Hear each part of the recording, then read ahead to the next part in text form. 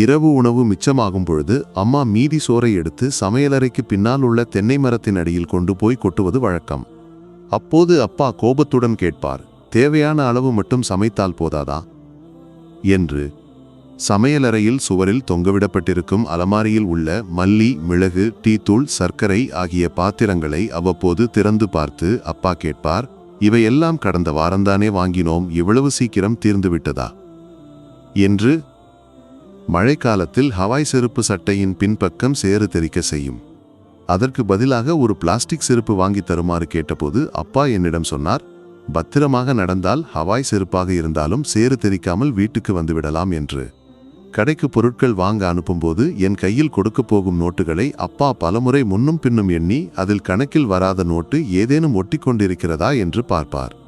எனக்காக கடைக்காரர் கும்பளங்கையிலிருந்தும் பூசணியிலிருந்தும் கிழங்குகளிலிருந்தும் 100 கிராம் வீதம் வெட்டி எடுக்கும்போது அவரது முகத்தில் ஒரு கேலி சிரிப்பு தோன்றுவது உண்டு.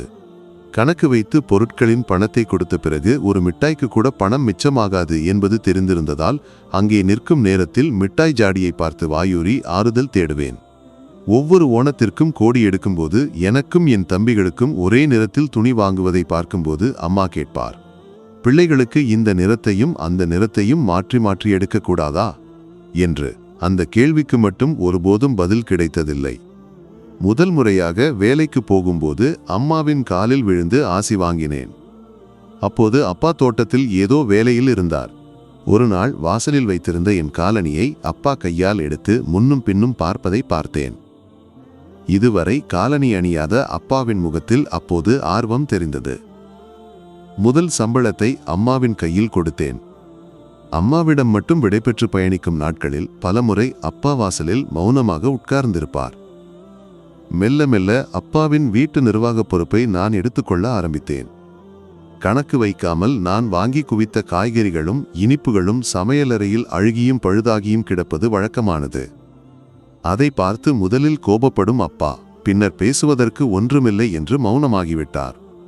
11 மணிக்கு மேல் தேவையில்லாமல் எரியும் பல்புகளை அணைத்துவிட்டு செல்லும் அப்பா பிறகு அந்த வழியே வருவதை நிறுத்திவிட்டார். அப்பாவின் கட்டுப்பாட்டிலிருந்து விடுதலை பெற்ற நான் வீட்டு நிர்வாகத்தை முழுமையாக அனுபவித்தேன்.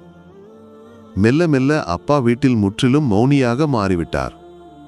ஒரு நாள் அலுவலகத்திலிருந்து என்னை பார்க்க வந்த சக பணியாளர்கள் அருகில் வியர்வை மணக்கும் பின்பக்கம் கிழிந்த சட்டையுடன் தோட்டத்திலிருந்து வந்து அப்பா பேசியது என் மதிப்பையும் மரியாதையையும் குறைத்து விட்டதாக அவரிடம் நேரடியாக சொல்ல வேண்டியதாயிற்று. 2 நாட்கள் கழித்து முன் வாசலில் நிற்கும்போது தோட்டத்திலிருந்து அப்பா யாருடனோ பேசுவது போல் தோன்றியது. சென்று பார்த்தபோது கையில் மண்வெட்டியுடன் தனியாக பேசிக்கொண்டிருந்தார். மறுநாள் அம்மா சொன்னார், அப்பாவுக்கு இப்போது இரவில் தூக்கமில்லை, அலமாரியில் வைத்திருந்த பழைய புத்தகங்களை எடுத்து யாருடனோ பேசுவது போல் பேசிக்கொண்டிருக்கிறார் என்று. எல்லாவற்றையும் சொன்ன பிறகு அம்மா வேதனையுடன் என்னை பார்த்து, அப்பாவுக்கு ஏதோ ஆகிவிட்டது மகனே என்று சொன்னார். அன்று மாலை வேலை முடிந்து வந்தபோது இருட்டிவிட்டிருந்தது. முற்றத்தில் நின்றபோது மண்வெட்டி தரையில் குத்தும் சத்தம் கேட்டது. சென்று பார்த்தபோது தோட்டத்தில் எதையோ முணுமுணுத்து இங்கும் அங்குமாக கிளறிக் கொண்டிருந்தார். வீட்டுக்குள் நுழைந்தபோது அம்மா பயத்துடன் வந்து என்னை கட்டிப்பிடித்து அப்பாவை சுட்டிக்காட்டி அழுதார். உறவினர்களிடமிருந்தும் நண்பர்களிடமிருந்தும் விலகி வாழ்ந்த அப்பாவின் ஒரே நண்பரான சங்கர் அண்ணனிடம் எல்லாவற்றையும் தொலைபேசியில் சொன்னேன். மறுநாள் வீட்டுக்கு வந்த சங்கர் அண்ணன் அப்பாவுடன் நீண்ட நேரம் உட்கார்ந்து பேசினார். இருவரும் தோட்டத்தில் நடந்து பல நேரம் பேசினார். புறப்படும் முன் சங்கர் அண்ணன் என் கையை பிடித்து கொஞ்சம் தூரம் நடந்தார். யாருக்கும் தெரியாத, யாரிடமும் சொல்லாத அப்பாவின் கடந்த காலத்தை என்னிடம் சொன்னார். போகும் முன் அவர் உடைந்த குரலில் சொன்னார், அவனுடைய உலகம் இந்த வீடு, தோட்டம், நீங்கள் எல்லாம்தான்.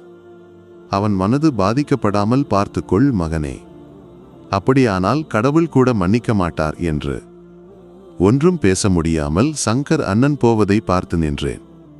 ஒரு சட்டை அணிய விரும்பிய அப்பா இராணுவ வீரர் குஞ்சப்பேட்டனிடம் பழைய சட்டையை கேட்டு வாங்கி அதை வெட்டி சிறியதாக்கி அணிந்து நடந்தாராம். பசியால் வயிறு எரியும் நேரத்தில் ஆட்டுக்கு கொடுப்பதாக சொல்லி பக்கத்து வீட்டிலிருந்து கஞ்சி தண்ணீர் வாங்கி வந்து அதில் கைவிட்டு கிளறி அடியிலிருந்த தானியங்களை எடுத்து குடித்து பசியை அடக்கினாராம்.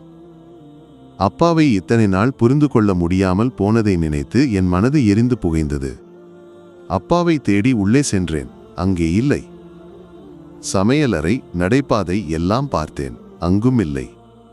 கடைசியாக தோட்டத்துக்கு நடந்தேன். அங்கே மண்ணை கிளறிக் கொண்டிருந்தார்.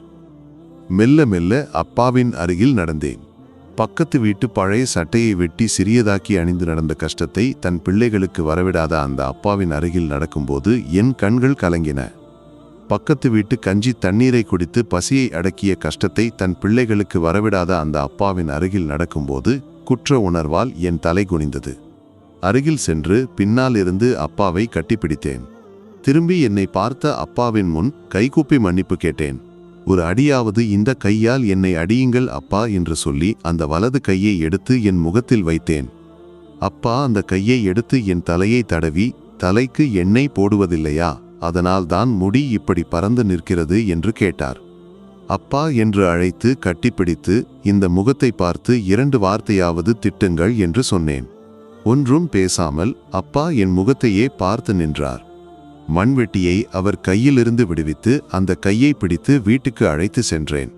எனக்கு தெரியும், இப்படி அருகில் நிறுத்தினால் என் அப்பாவின் தடுமாறிய மனது மீண்டும் பழையபடி ஆகிவிடும் என்று.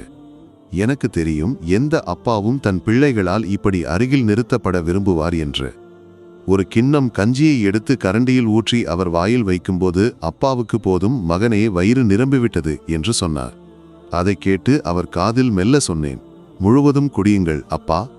இல்லை என்றால் மீதி கஞ்சியை எடுத்து அம்மா தென்னை மரத்தின் அடியில் கொண்டு போய் கொட்டிவிடுவார் என்று. அதை கேட்ட அப்பா ஒவ்வொரு கரண்டியையும் ஆர்வத்துடன் குடிக்க ஆரம்பித்தார்.